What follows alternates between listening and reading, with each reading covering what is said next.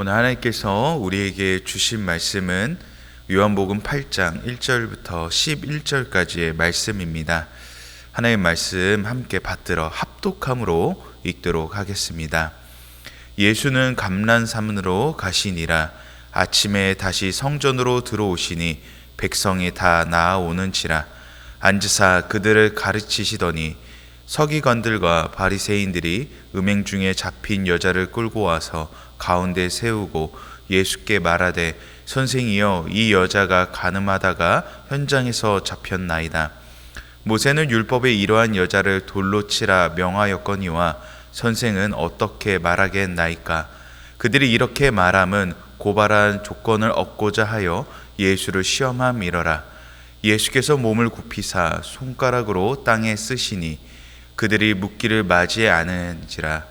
이에 일어나 이르시되 너희 중에 죄 없는 자가 먼저 돌로 치라 하시고 다시 몸을 굽혀 손가락으로 땅에 쓰시니 그들이 이 말씀을 듣고 양심의 가책을 느껴 어른으로부터 시작하여 젊은이까지 하나씩 나가고 오직 예수와 그 가운데 섰는 여자만 남았더라. 예수께서 일어나사 여자 외에 아무도 없는 것을 보시고 이르시되 여자여, 너를 고발하던 그들이 어디 있느냐?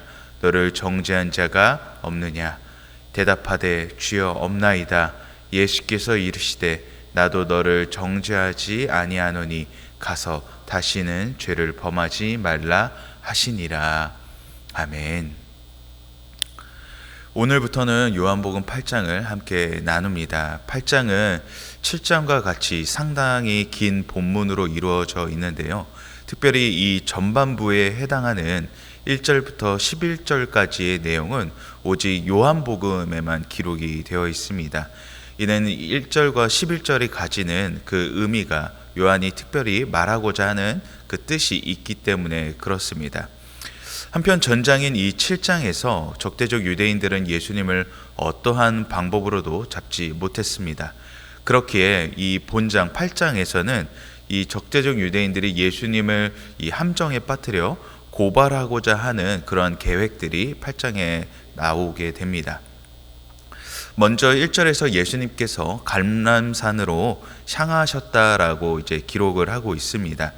감람산은 예수님께서 이전부터 예루살렘에 올라가실 때마다 즐겨 찾으시는 곳으로 기도처로 예수님께서 삼으시고 가시던 곳이 바로 감람산입니다. 또 올리브산이라고도 하지요.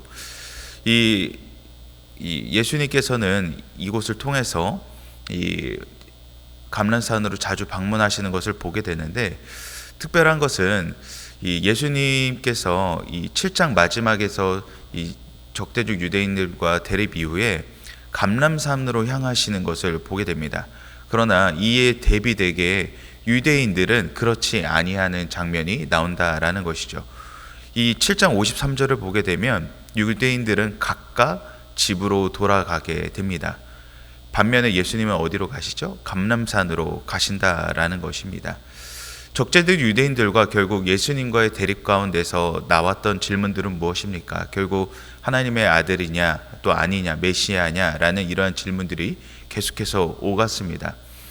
만약에 저라면 이 유대인들이 정말 예수님에 대한 의심과 또 이 어떻게 판단하지 못하는 연역 속에 있었다라면 그들도 이 예수님과의 이 대립 이후에 오히려 하나님께 가서 물어보고자 하는 그러한 모습들이 있지 않았을까 한다라는 것입니다. 그러나 그들의 모습은 어떠합니까? 다들 각자 자신의 집으로 돌아가기 바빴다라는 것이죠. 그러니까 그들은 하나님 앞에 나아간 것이 아니라 자신들의 집으로 향하는 모습을 통해 그들이 말하는 그 경건의 모습은 전혀 존재하지 않는 모습을 보게 된다라는 것입니다. 한편 2절에 예수님은 다시 성전으로 올라가십니다. 그러니까 감람산에서 하루를 꼽아 세우시고 또 기도하시고 다시 성전으로 올라가신다라는 것입니다. 한밤중에 숙소에 머물러서 쉬실 수도 있으시나 오히려 감람산에 기도하심으로써 이 하나님과의 이 머움이 얼마나 중요한지를 예수님의 이 행동에서 또 모습에서 살펴볼 수 있는 것이지요. 이 예수님께서 바로 성전으로 향하실 때 이 백성들이 같이 따라 나오는 것을 볼 수가 있습니다. 이는 백성들 또한 그 참된 진리에 따라 열정으로 이 주님 앞에 나아가고자 하는 모습을 보게 된다라는 것이죠. 즉 진리를 원하는 자들, 진리를 찾고자 하는 사람들은 이 백성들과 같이 열심히 있는 것을 보게 됩니다. 반면에 이 적대적 유대인들은 어떻게든 이 예수님을 무너뜨리고자 하는 그러한 반대되는 모습에서 이 진리에 대한 이 명확한 차이를 서로 가지고 있는 모습에 반대되는 모습을 우리가 또 확인할 수가 있는 것이지요. 그들은 음행 중에 잡힌 여자, 즉 가늠한 여인을 잡아 3절에 이렇게 얘기합니다.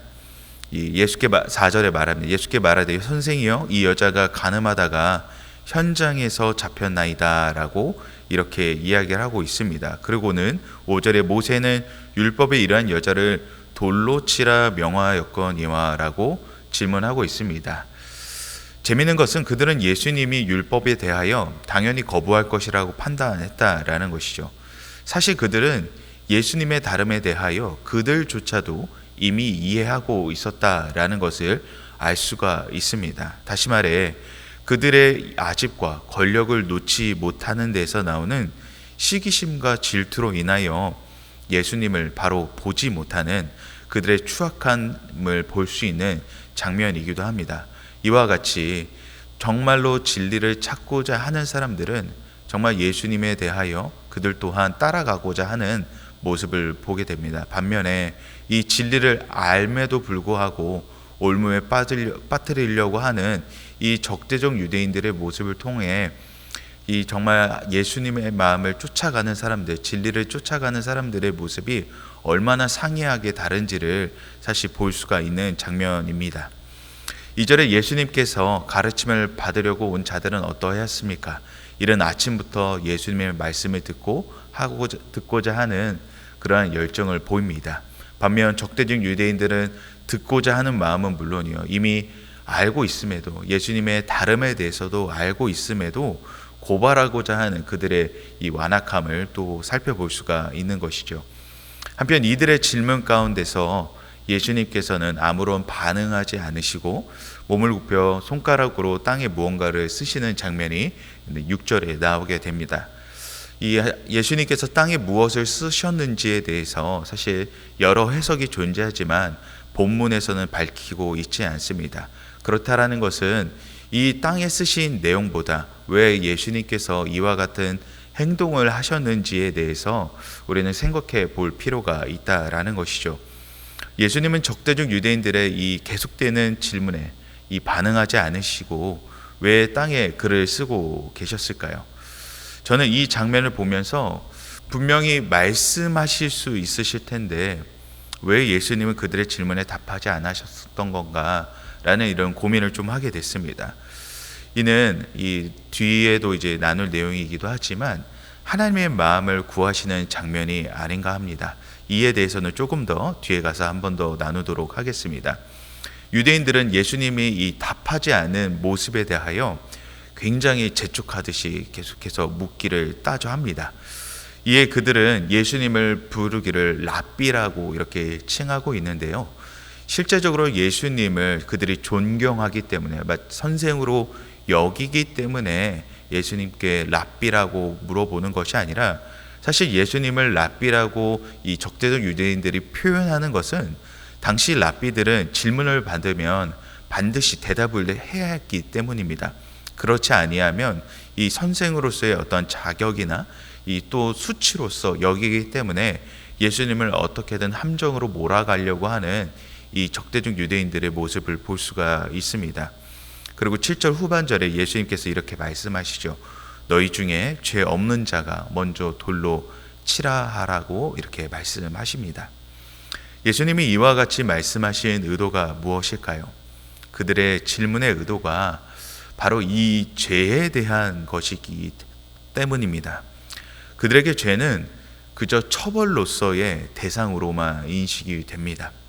물론 율법을 어기는 것은 처벌받아야 마땅합니다. 그러나 그 전에 이 죄를 처벌하는 그 의미에 대해서 그들은 알지 못하였다라는 것을 말하고 있는 것이죠. 예수님께서 죄 없는 자라 말씀하신 궁극적인 이유는 이것이 단순히 죄의 문제만을 따지려고 하는 것이 아니기 때문이라는 것입니다. 죄를 처벌의 대상으로 보는 것은 맞지만 이전에 죄를 바라보는 너희들의 상태는 어떠한 것이냐라고 물어보는 것입니다. 이는 또 다른 말로 선입견이라고 말할 수 있습니다. 선입견은 어떤 대상에 대해 직접 경험하지 않은 상태에서 미리 마음속에 굳어진 고정적인 관념이나 관점을 의미합니다. 선입견은 참으로 무섭습니다.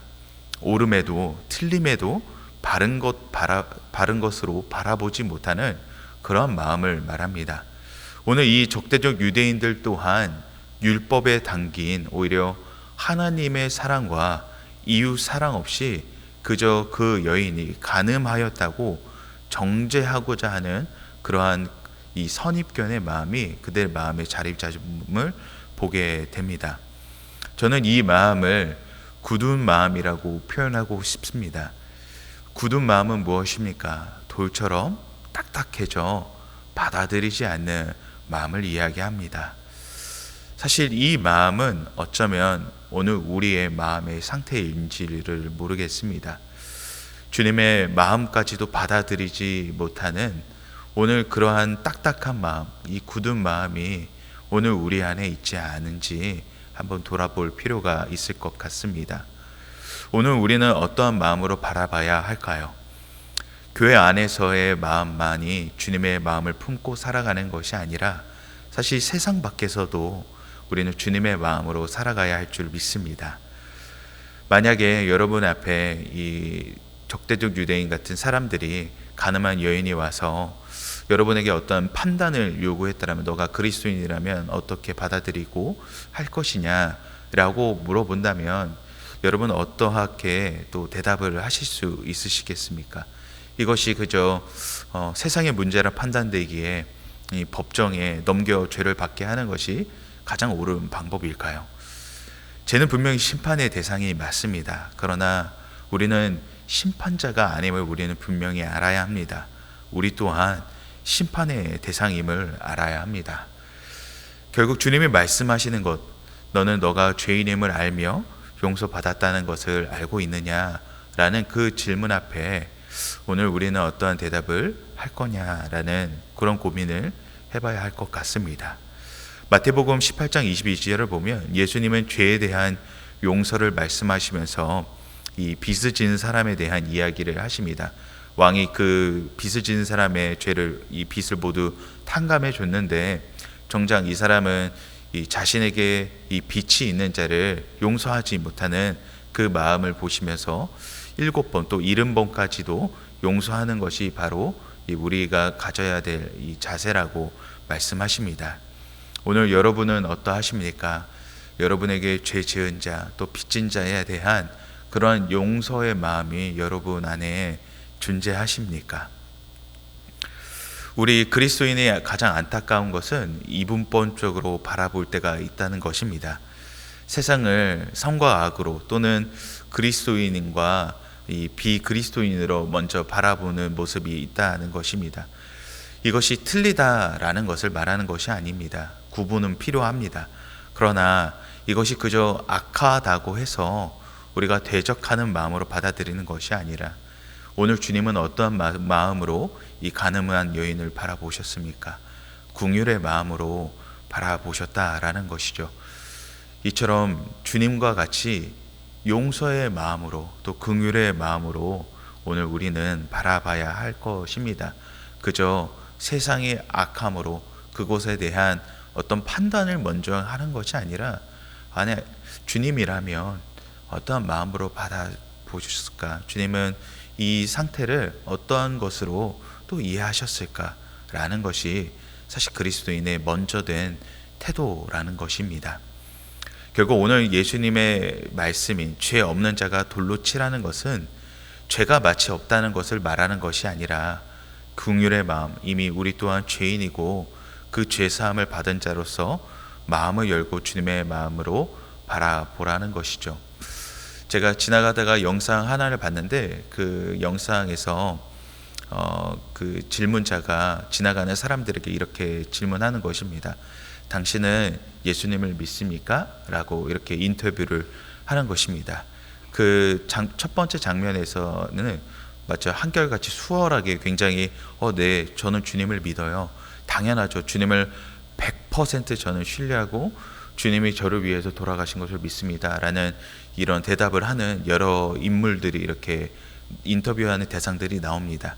그런데 그 영상 말미에는 어떠한 말이 나오냐면 이 영상이 있기까지 수많은 거절이 있었다라고 이야기합니다. 세상에는 정말 많은 그리스도인이 존재합니다. 그러나 세상 밖으로 나아갔을 때 누군가 우리에게 이러한 질문을 한다면 오늘 나는 정말 주님을 믿습니다. 저는 주님 없이는 살지 못합니다. 라고 오늘 우리는 말할 수 있냐는 것입니다. 이러한 대답을 하지 못하는 것에 대한 이 정죄를 하는 것이 아닙니다. 우리는 어떠한 마음으로 또 어떠한 믿음의 마음으로 오늘 우리는 살아가야 될 것인가 라고 질문하고 있는 것입니다. 결국 오늘 예수님께서 말하신 것도 동일하죠. 죄 없는 자가 돌로 치라는 것은 죄가 마치 없다라는 것을 말하는 것이 아니라 긍휼의 마음, 우리 또한 죄인이고 그 죄사함을 받은 자로서 마음을 열고 주님의 마음으로 바라보라는 것을 예수님께서 말씀하고 계십니다. 앞서 주님이 유대인들의 질문에 사실 바로 대답하지 않으셨던 이유는 이와 같습니다. 주님은 주님의 마음을, 하나님의 마음을, 하나님의 아버지의 마음을 먼저 구하셨던 것입니다. 분명히 대답하실 수 있으심에도 불구하고 먼저 하나님의 마음을 구하며, 하나님이 이러할 때에 어떻게 하나님의 마음으로 말해야 되겠습니까? 사실 예수님이 정말 이 인간적인 마음이라면 이 적대적 유대인들에 대한 이 한심함에 호통치며 말씀하실 수 있으셨을 것입니다. 그러나 하나님의 마음은 그렇지 아니했던 것이지요. 하나님은 그들에게 어떻게 하면 우리가 하나님의 마음을 알고 하나님의 사랑으로 행할 것이냐라고 오히려 질문하셨다는 것입니다. 죄를 스스로 여러분 판단하지 마시기를 바랍니다. 여러분의 마음을 죄를 스스로 판단함으로 더럽히지 마시기를 바랍니다. 죄의 문제는 누구에게 맡겨야겠습니까? 하나님 앞에 맡겨야 합니다. 하나님 앞에 기도하십시오. 하나님, 이 문제를 제가 어떻게 받아들여야 합니까? 제가 굳은 마음으로, 딱딱한 마음으로 바라보는 것이 아니라 하나님의 마음으로 바라보기를 원합니다. 이것이 오늘 말씀이 오늘 우리에게 주는 교훈일 줄을 믿습니다. 사랑하는 성도 여러분, 오늘 주님이 빛이시기에 우리 또한 빛이 됩니다. 그렇다라는 것은 우리는 빛이 되신 예수님을 닮아야 합니다. 이것은 겉만 닮아가는 것이 아니라 우리의 속, 그 안까지 주님을 닮아가야 함을 말합니다. 예수님을 닮는 것은 무엇입니까? 주님의 마음으로 바라보는 것이라는 것이죠. 주님의 마음으로 바라보는 거 참 쉽지 않습니다. 왜냐하면 우리가 마음으로 먼저 바라보는 것이 아니라 눈으로 먼저 바라보기 때문입니다. 그렇기 때문에 여러분, 마음의 어려움, 또 우리 눈에 보이는 여러 가지 선입견이 먼저 존재할 때 눈을 먼저 감으시기 바랍니다. 아니면 예수님과 같이 오히려 고개를 숙이시고 땅바닥에 이 그림을 그리듯이 주님의 마음을 먼저 묵상하시기를 바랍니다. 그러면 분명히 여러분의 안에 계신 주님이 여러분 안에 말씀해 주실 것입니다. 긍휼의 마음으로, 하나님의 사랑으로 그것을 바라보면 어떻겠느냐라고 말씀하실 줄을 믿습니다. 그 주님과 함께함으로 오늘 우리가 세상을 바라보면 어떠할까요? 또 이 교회 밖으로 나가 오늘 우리의 가정, 또 우리의 삶의 모든 반경에서 주님의 마음으로 바라보는 습관, 참 쉽지 않습니다. 저 또한 이 목사로서 교회에 있다가 또 세상 밖으로 나아가면 참 쉽지 않습니다. 이 집에 들어가서 집안이 어질러져 있으면 저는 예민한 사람이기 때문에 막 신경질이 납니다.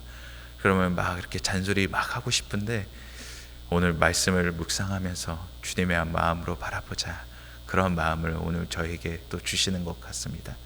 사랑하는 성도 여러분, 우리 함께 씩씩하게 다시 한번 주님의 마음으로 바라보는 그 은혜가 있어 오늘 주님께서 일하시고 또 내 안에서 동행하시는 그 은혜에 따라 또 나아가는 우리 모두가 되기를 주님의 이름으로 축복합니다.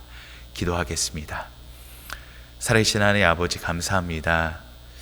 하나님, 주님의 마음으로 바라보기를 원합니다.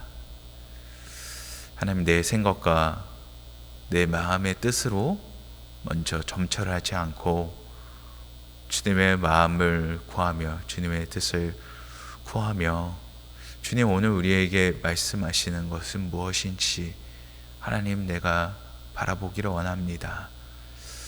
하나님, 세상이 늘 악하다고 말하는 그런 습관 속에 하나님, 주님은 이 세상을 어떻게 바라보고 계실까? 우리는 그러한 고민을 먼저 하는 그리스도인들이 되기를 원합니다. 그저 이분법적으로 판단하는 것이 아니라 주님의 마음으로, 주님의 생각으로 바라보는 우리 모두가 되기를 원합니다. 하나님, 답답하고 또 괴로운 삶의 연속들 속에서 하나님, 내 마음에 이 헛된 것을 바라보는 것이 아니라, 내 마음의 완악함을 보는 것이 아니라 주님을 바라봄을 통하여 오늘 우리에게 주시는 그 은혜와 지혜로 말하고 또 나아가는 우리 모두가 되게 하여 주시옵소서. 오늘도 내 안에 계시 주님을 사모함으로 나아가기를 원합니다. 감사드리며 예수님 이름으로 기도합니다. 아멘.